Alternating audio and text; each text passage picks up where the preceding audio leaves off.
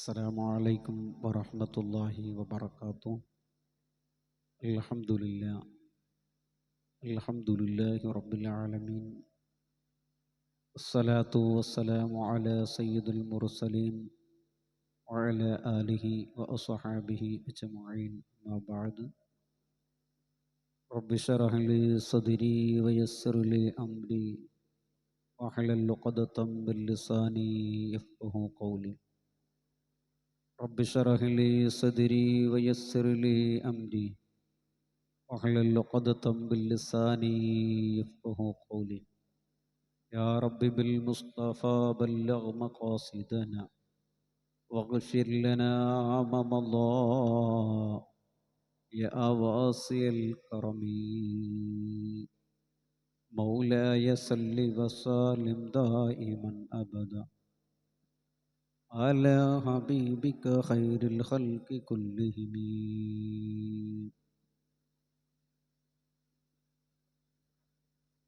സ്നേഹാദരവുകൾ നിറഞ്ഞ എൻ്റെ ശബ്ദം ശ്രവിക്കുന്ന പ്രിയപ്പെട്ടവരെ, സർവാധിപനായ അല്ലാഹു സുബ്ഹാനഹു വ തആല നമുക്കെല്ലാവർക്കും ആഫിയത്തോടുകൂടെയുള്ള ദീർഘായുസ്സ് നൽകി അനുഗ്രഹിക്കുമാറാവട്ടെ.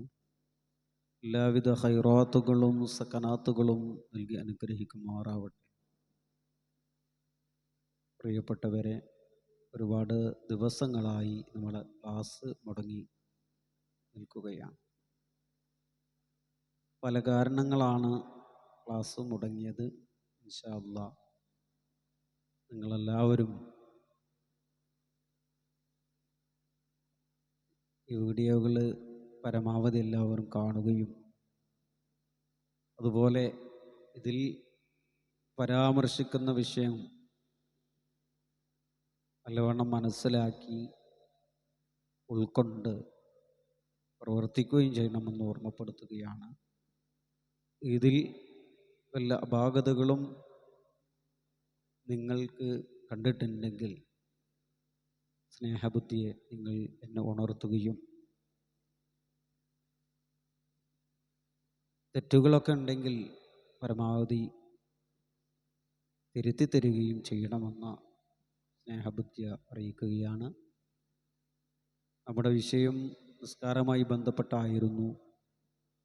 അപ്പോൾ നിസ്കാരത്തിൻ്റെ പല വകുപ്പുകളും നാം നിങ്ങളിലേക്ക് എത്തിച്ചു. ഇനി നിസ്കാരത്തിൽ 2 സുജൂദിൻ്റെ ഇടയിലുള്ള ഇരുത്തം, അതാണ് നിസ്കാരം. ഒന്നാമത്തെ റക്അത്ത് കഴിഞ്ഞു, രണ്ടാമത്തെ റക്അത്തിൽ 2 സുജൂദിൻ്റെ ഇടയിൽ ഒരു ഇരുത്തുണ്ട്. ഒന്നാമത്തെ റക്അത്തിലാണെങ്കിലും ആദ്യ ഒരു സുജൂദിലേക്ക് പോയി രണ്ടാമത് ഒരു ഇരുത്തം, അതാണ് രണ്ടാമത്തെ സുജൂദിൻ്റെ ഇടയിലെ ഇരുത്തം. ആ സുജൂദിൻ്റെ ഇടയിലുള്ള ഇരുത്തം സുജൂദിൽ നിന്ന് ഇരുത്തത്തിലേക്ക് വരുമ്പോഴും വീണ്ടും സുജൂദിലേക്ക് പോകുമ്പോഴും അവിടെ നിന്ന് ഉയരുമ്പോഴും അല്ലാഹു അക്ബർ എന്ന് ചൊല്ലണം. ആദ്യം സുജൂദിലേക്ക് പോകുന്നു, അല്ലാഹു അക്ബർ. അതിൽ നിന്ന് വീണ്ടും അല്ലാഹു അക്ബർ എന്ന് പറഞ്ഞുകൊണ്ട് നമ്മൾ വീണ്ടും ഇരിക്കുന്നു. ആ ഇരിക്കുന്ന ഇരുത്തമാണ് 2 സുജൂദിൻ്റെ ഇടയിലുള്ള ഇരുത്തം.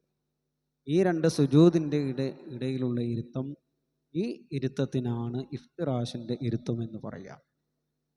ഇഫ്തിറാഷിൻ്റെ ഇരുത്തം എന്ന് പറയാം. ഈ ഇരുത്തത്തിൽ റബ്ബിഗ്ഫിർലി വർഹംനി വജ്ബുർനി വർഫഇനി വർസുഖ്നി വഹ്ദിനി വആഫിനി എന്ന ദിക്ർ ചൊല്ലണം. മനസ്സിലാവുന്നുണ്ടോ? റബ്ബിഗ്ഫിർലി വർഹംനി വജ്ബുർനി വർഫഇനി വർസുഖ്നി വഹ്ദിനി വആഫിനി. ഈ ദിക്ർ എന്ത് ചെയ്യണം? നമ്മൾ ചൊല്ലേണ്ടതാണ് ഈ ഇടയിലെ ഇരുത്തത്തിൽ. അപ്പോൾ ഈ ഇഫ്തിറാഷിൻ്റെ ഇരുത്തം എന്നത് ഇടതുകാൽ ചെരിച്ച് വെച്ച് ഇടത്തേകാല് ചെരിച്ച് വെച്ച്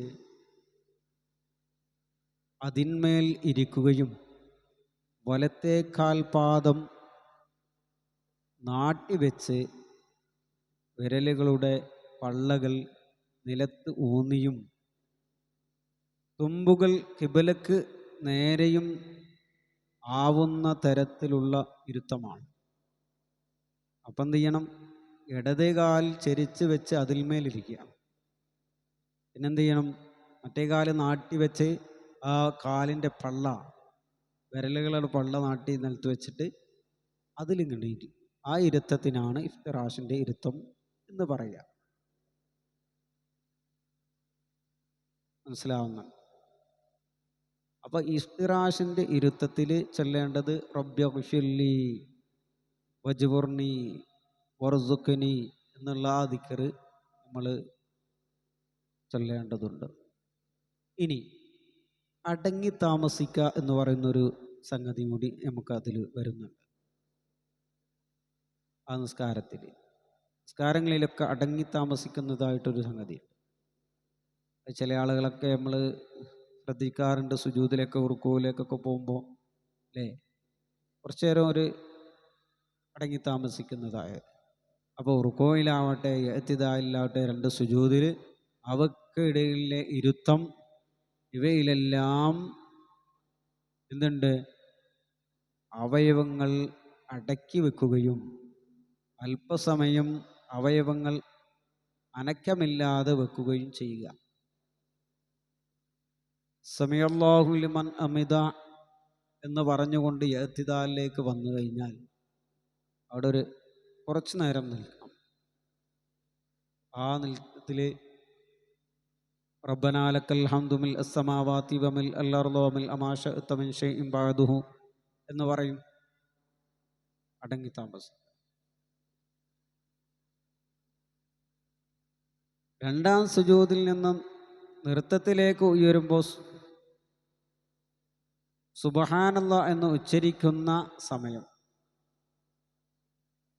ഇരിക്കൽ സുന്നത്താണ്. അപ്പോൾ രണ്ടാമത്തെ സുജൂദിൽ നിന്ന് ഇങ്ങോട്ട് പോകില്ല. ഒന്നാമത്തെ സുജൂദിൽ നിന്ന് കഴിഞ്ഞ് രണ്ടാമത്തെ റക്അത്തിലേക്ക് വരുമ്പോൾ കുറച്ച് സുബ്ഹാനല്ലാഹ് എന്ന് പറയുന്ന ഒരു സമയം ആ സുജൂദ് കഴിഞ്ഞ പാടെ സുജൂദിന് എണീച്ച പാടെ അവിടെ ഇരിക്കണം. എന്നിട്ടാണ് രണ്ടാമത്തെ റക്അത്തിലേക്ക് നമുക്ക് പുറപ്പെടേണ്ടത്.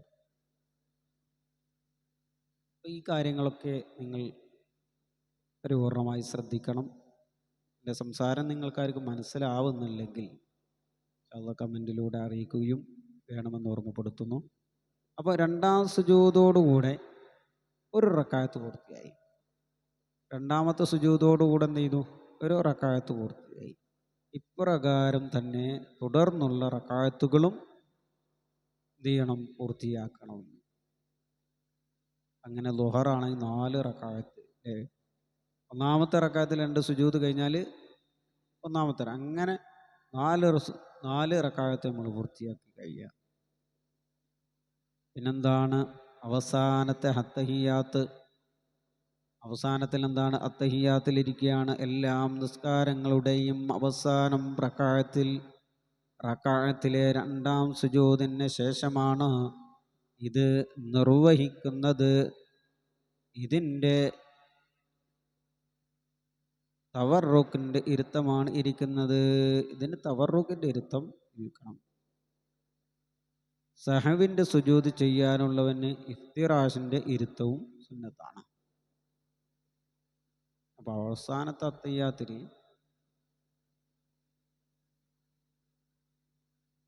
തവർറുക്കിൻ്റെ ഇരുത്തം, ഇങ്ങനെ തവർറുക്കിൻ്റെ ഇരുത്തം ഇൻഷാ അല്ലാഹ് വിവരിക്കുന്നുണ്ട്. ആ തവർറുക്കിൻ്റെ ഇരുത്താണ് അത്തഹിയ്യാത്തിൽ, അവസാനത്തെ അത്തഹിയ്യാത്തിൽ ഇരിക്കേണ്ടത്. അതല്ലാതെ അവനക്ക് എന്തുണ്ട്?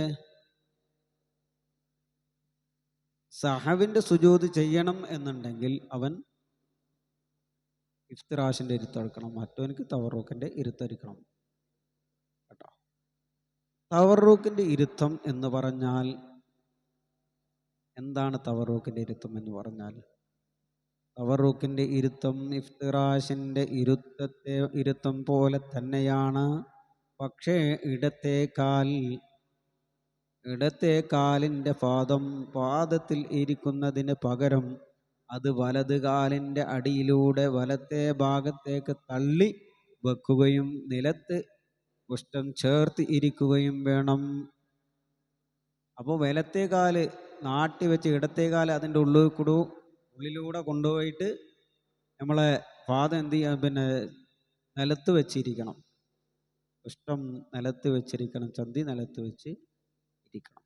ഇതിനാണ് തവറുക്കിൻ്റെ തവറുക്കിൻ്റെ ഇരുത്തമെന്ന് പറയപ്പെടുന്നത്. മനസ്സിലാവുന്നു? അത് കഴിഞ്ഞാൽ അത്തഹിയ്യാത്ത് ഓതണം. ഈ ഇരുത്തത്തിലാണ് അത്തഹിയ്യാത്ത് ഓതേണ്ടത്. എന്താണ് അത്തഹിയ്യാത്തുൽ മുബാറകാത്തുസ് സ്വലവാത്തു തയ്യിബാത്തു ലില്ലാഹ്. അസ്സലാമു അലൈക അയ്യുഹൻ നബിയ്യു വറഹ്മത്തുള്ളാഹി വബറകാതുഹു. അസ്സലാമു അലൈനാ വഅലാ ഇബാദില്ലാഹിസ് സ്വാലിഹീൻ. അഷ്ഹദു അൻ ലാ ഇലാഹ ഇല്ലല്ലാഹു വഅഷ്ഹദു അന്ന മുഹമ്മദുർ റസൂലുള്ളാഹ് എന്ന് തഹിയ്യാത്ത് ഓതണം. ഇതാണ് ഇന്നത്തെ ക്ലാസ്സിൽ പരാമർശിക്കാൻ.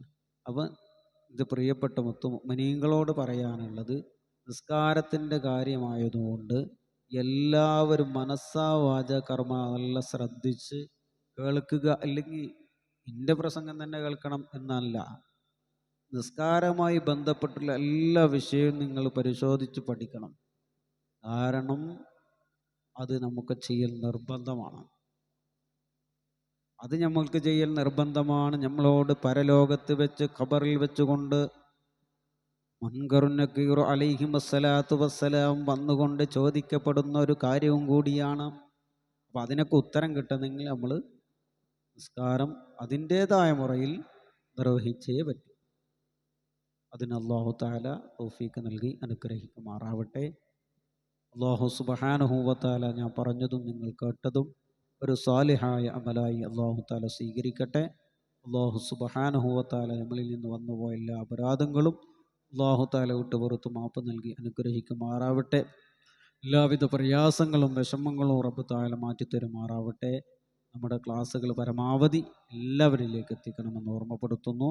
അസ്സലാമു അലൈക്കും വറഹ്മത്തുള്ളാഹി വബറകാതുഹു.